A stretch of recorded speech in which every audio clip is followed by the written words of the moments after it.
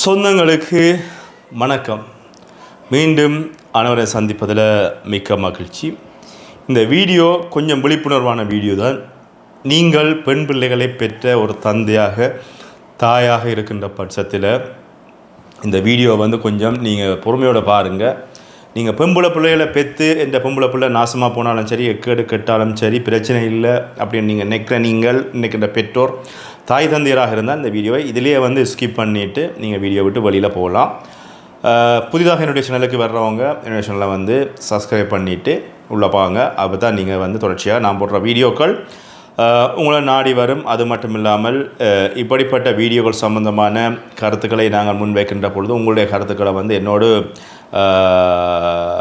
பதிவேற்றி விடுங்க. அது மட்டும் இல்லாமல் உங்களுடைய பகிர்வுகள், அதாவது உங்களுடைய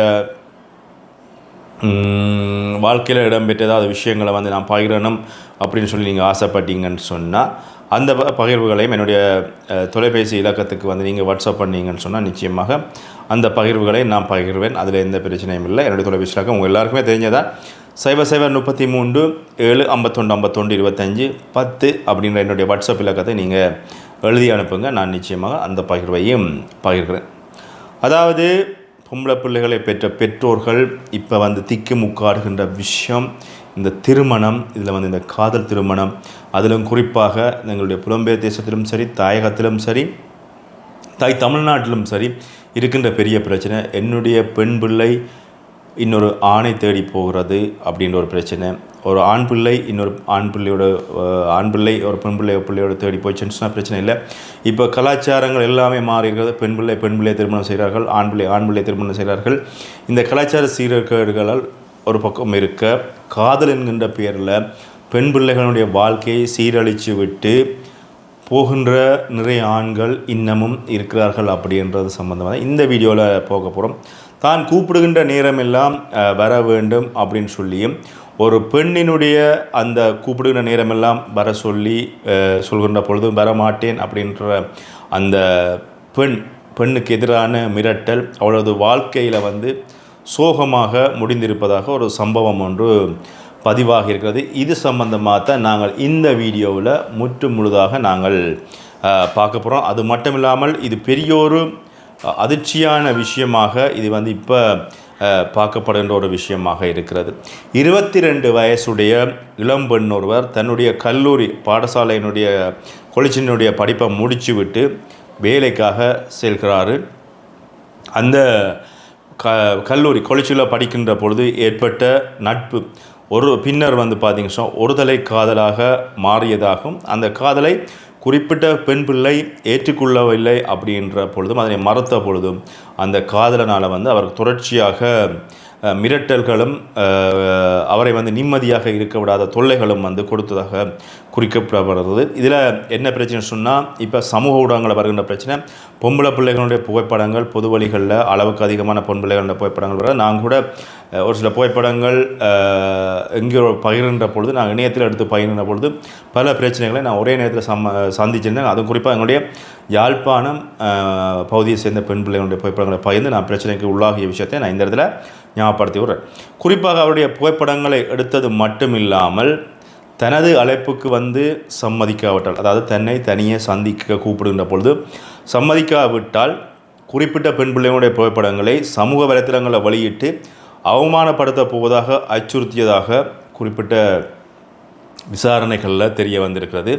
அந்த குறிப்பிட்ட பெண் இல்லை என்று சொல்வது அவருடைய உரிமை. அந்த மறுப்பை மதிக்காமல் மிரட்டுவது அப்படின்றது இங்கே காதல் என சொல்ல முடியாது.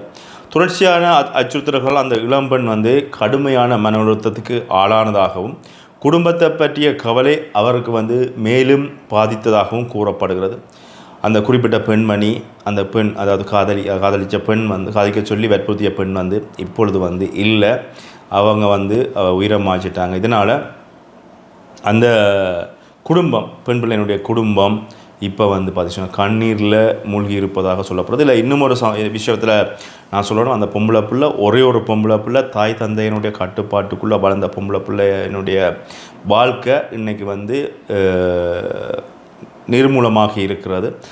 ஆனால் ஒரு விடயத்தை நாங்கள் இதில் பேசணும், வெளிப்படையாக பேசணும். காதல் அப்படின்றது இருமனங்கள் இணைவது காதல். ஒரு மனம் மட்டுமே காதலிக்கிறது அப்படின்றது ஒருதலை காதல். ஆனால் இந்த ஒருதலை காதலால் வந்து குறிப்பிட்ட கல்லூரி படிப்பு முடிஞ்சதுக்கப்புறமா வேலையை போன்ற பொழுது குறிப்பிட்ட பெண்மணி நான் காதலிக்க மாட்டேன் அப்படின்னு சொல்கின்ற போது அதனை ஏற்றுக்கொள்கின்ற மனநிலையில் அந்த காதலை இல்லை அப்படின்னு சொன்னால் குறிப்பிட்ட அந்த சகோதரி அந்த இடத்த விட்டுட்டு வேறு இடத்துக்கு மாறிக்கலாம். அவங்களும் அவரை திருத்திடலாம். நட்பு ஏன்னு சொன்னால் கொளிச்சில் ஏற்பட்ட நட்பு அதை நான் திருத்திடலாம் அப்படின்றத வந்து அந்த சகோதரி யோசிச்சிருக்கலாம். தொடர்ச்சியாக அந்த இடத்துல பயணிச்சிருக்கிறாங்க. ஆனால் இப்போ இல்லை. ஆனால் அவர்களுடைய பெற்றோர்கள் இன்றைக்கு வந்து தவிக்கிறாங்க. தன்னுடைய பிள்ளைகளோடு தான் சரியான முறையில் நேரத்தை செலவழிக்கவில்லை அப்படின்றது அந்த பெற்றோர்களுடைய மிகப்பெரிய ஒரு கவலையாக இருக்கிறது. அதாவது வந்து பொம்பளை பிள்ளைகளை பொறுத்தவரையில் இந்த டீனேஜ் வயசில் தனியில் இருக்கின்ற பொழுது என்ன செய்கிறார்கள், அவங்களுடைய வாழ்க்கையில் நடத்தையில் ஒவ்வொரு காலம் எடுத்து வைக்கின்ற பொழுது ஏதாவது மாற்றங்கள் இருக்கிறதா அப்படின்ற விஷயங்களை நாங்கள் தொடர்ச்சியாக பார்க்க வேண்டும். ஏன்னா ஒரு பொம்பளை பிள்ளையை பெற்று வளர்க்குறது முக்கியம் இல்லை, சரியான முறையில் பிடிச்சி கொடுக்குறது, அந்த பொம்பளை பிள்ளையுடைய வாழ்க்கையை சரியான முறையில் அமைச்சு கொடுக்குறது அப்படின்றது இங்கே பெரிய ஒரு பிரச்சனை இருக்குது. அதுவும் சமூக ஊடகங்களில் இப்போ வருகின்ற நாங்கள் கேள்விப்படுகின்ற இந்த பிரச்சனைகளால் நிறைய பெண் பிள்ளைகள் எங்களுடைய தமிழர் பிரதேசத்திலும் சரி, புலம்பெயர் நாட்டிலும் சரி, தாய் தமிழகத்திலும் சரி பல பெண் பிள்ளைகள் பாதிக்கப்படுறார்கள். இதுவும் குறிப்பாக அந்த 11 வயசு பிள்ளைகள் தான் அளவுக்கு அதிகமாக பாதிக்கப்படுறார்கள். அதனை தாண்டி இன்னும் ஒரு சிலர் வந்து இப்படிப்பட்ட ஒரு சில கொடூரமான செயற்பாடுகளில் ஈடுபடுபவர்களால் அவங்களோட உயிரை மாய்க்கிறாங்க அப்படின்றதான் பிரச்சனை. இதில் ஒரு விஷயத்தை நான் சொல்ல வருகிறேன். அதாவது பொம்பளை பிள்ளைகளை பெற்ற பெற்றோர்களாக நீங்கள் இருக்கின்ற பட்சத்தில் உங்களோட பொம்பளை பிள்ளைகள் என்ன செய்கிறார்கள் அப்படின்றத நீங்கள் மிக அவதானமாக இருங்க. அவங்க என்ன சொல்ல வராங்க அப்படின்றத வந்து காது கொடுத்து கேளுங்க. இந்த இடத்துல வந்து நாங்கள் அடிபடுவதோ பிள்ளையை திட்டுவதோ பிள்ளையை அடித்து முறிப்பதோ வந்து தீர்வாகாது.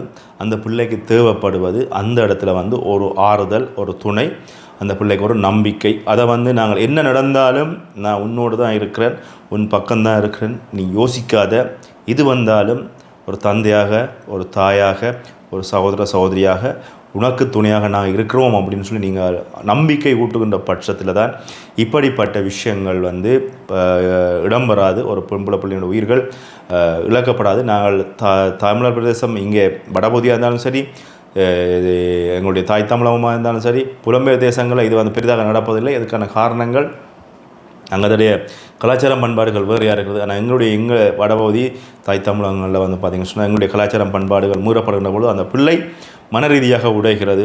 அது மட்டும் இல்லாமல் இந்த சமூக ஊடகங்களில் ஒரு பொம்பளை பிள்ளையினுடைய புகைப்படத்தை அல்லது தனிப்பட்ட தகவல்களை வைத்து மிரட்டினா அதை வந்து சமாளிக்க வேண்டிய அவசியம் இல்லை. அந்த பிள்ளையினுடைய பெற்றோர்கள், ஆசிரியர்கள் அல்லது அதுக்காக பொறுப்பான இருக்கிற பெற்றோருடன் தெரிவித்து நீங்கள் ஒரு நல்ல சட்டத்தரணி ஊடாக உடனடியாக நீங்கள் சட்ட நடவடிக்கை எடுங்க. அல்லது நேரடியாக போலீஸிடம் போயிட்டு ஒரு போலீஸில் வந்து ஒரு போலீஸ்க்கு என்னென்னு சொல்கிறது, போலீஸில் நீங்கள் அதாவது ஒரு வழக்கு தாக்கல் செய்து அதை வந்து பார்த்தீங்கன்னு சொன்னால் நீங்கள் அந்த பொம்பளை பிள்ளையை காப்பாற்றி கொள்ளலாம். அது மட்டும் இல்லாமல் ஒரு பெண்ணினுடைய கண்ணியத்தை காப்பது அது அவளுடைய பொறுப்பாக இருக்கிறது, அவளுடைய சமூகத்தினுடைய பொறுப்பாகவும் இருக்கிறது. இங்கே வடபகுதியை பொறுத்தவரை இப்போ இருக்கிற சமூகம் போதைப் பொருளுக்கு உள்ளான ஒரு சமூகமாக இருக்கிறது. அதில் அண்மையில் கூட ஒரு பொம்பளை பிள்ளை ஆடை இல்லாமல் இரவு வீதியால் மது போதைக்கு அடிமையானவர்கள் ஆடை இல்லாமல் அம்மனமாக்கி விட்ட வீடியோக்கள் கூட சமூக ஊடகங்களில் வந்திருக்கிறது. இந்த செய்தி சொல்கின்ற விஷயத்தில் வந்து பார்த்திங்கன்னா இன்னும் முழுமையான விஷயங்கள் வரவில்லை. விசாரணைகள் இடம்பெற்று கொண்டிருக்கிறது. ஒரு பெண் இல்லை என்பது அதை நாங்கள் புரிஞ்சு கொள்ளணும். ஆனால் அந்த பெண்ணுக்கும் வந்து ஒரு உணர்வு இருக்கிறது. அவளும் வந்து இந்த பூமியில் வாழ வேண்டிய ஒரு பெண் பிள்ளை. அந்த பிள்ளையினுடைய வாழ்க்கை அழைச்சாச்சு. அதுக்கப்புறமா அந்த பிள்ளையினுடைய பெற்றோருடைய வாழ்க்கை இன்றைக்கி வந்து கேள்விக்குறியாக இருக்கிறது.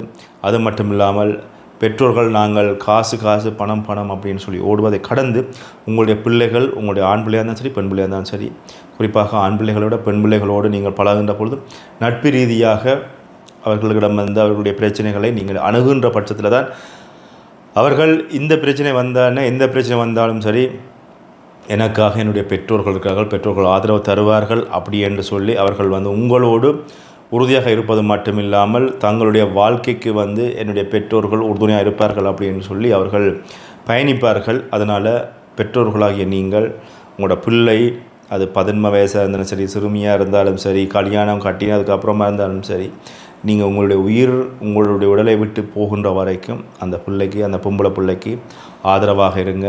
என்று சொன்னால் திருமணத்துக்கு அப்புறமாக வருபவன் பிள்ளையை பார்க்கலாம், ரோட்டில் விட்டுட்டு போகலாம், எதுவும் நடக்கலாம், சீதன கொடுமைகள் வரலாம், தொடர்ச்சியாக சொல்லிட்டு போகலாம். ஆனால் உங்களுடைய பிள்ளைக்கு நீங்கள் தான் இன்றைக்குமே வந்து ஒரு உறுதியான நம்பிக்கை. இல்லை இன்னும் ஒரு விஷயத்தை நான் சொல்லிடுறேன். நாங்கள் பொம்பளை பிள்ளைகளை பெற்றுட்டோம், என்னுடைய பொம்பளை பிள்ளை அப்படின்னு சொல்லி நீங்கள் யோசிக்காமல் உங்களால் முடிஞ்சால் அந்த உங்களுடைய பொம்பளை பிள்ளைக்கு நல்ல ஒரு கல்வி, நல்ல ஒரு வேலை, அந்த பிள்ளை தன்னுடைய சொந்த காலில் நிற்கக்கூடிய ஒரு வாய்ப்பை உருவாக்கி கொடுத்தீங்கன்னு சொன்னால் மட்டுமே உங்களோட பிள்ளைகளுடைய எதிர்காலம் நல்லா இருக்கும் அப்படின்றது என்னுடைய தனிப்பட்ட கருத்து. இந்த சம்பவம் பதிவாகி இருக்கிறது. இது எங்கே அப்படின்னு சொன்னால் தாய் தமிழகத்தில். இது ஒரு விழிப்புணர்வுக்காகத்தான். சொன்னால் இது தாய் தமிழகத்தில் இடம்பெற்ற சம்பவம் என்பதை கடந்து எங்களுடைய வடபகுதி நிலங்களில், எங்களுடைய தமிழர் பிரதேசங்களிலும் இவ்வாறான சம்பவங்கள் இடம்பெறுவது அண்மை காலங்களாக இந்த ஆண்கள் கூட பெண்களால் வந்து மன உளைச்சலுக்கு ஆளாகி தங்கள் உயிரை மாய்த்த விடயங்கள் அண்மையிலேயும் கூட வடமலர்ச்சி ஒரு இளைஞர் தன்னுடைய தங்கம் சந்தோஷமாக இருக்கட்டும், தான் இந்த உலகை விட்டு போகிறேன் அப்படின்னு சொல்லி உயிரை மாய்த்த விஷயம் கூட பதிவாகிறது. அந்தளவுக்கு எங்களுடைய இளைஞர்கள் இந்த ஒரு தற்கொலை அல்லது இந்த உயிரை மாய்க்கிற விஷயத்தில் வந்து போய்கொண்டிருக்கார்கள் அப்படின்றது மிக வேதனைக்குரிய விஷயம். ஒரு விழிப்புணர்வு வீடியோவை இதை பதிவேற்றி விடுறேன். உங்களுடைய கருத்துக்களை என்னோட பகிர்ந்து கொள்ளுங்கள். மீண்டும் இன்னொரு வீடியோவில் சந்திப்பேன். நன்றி.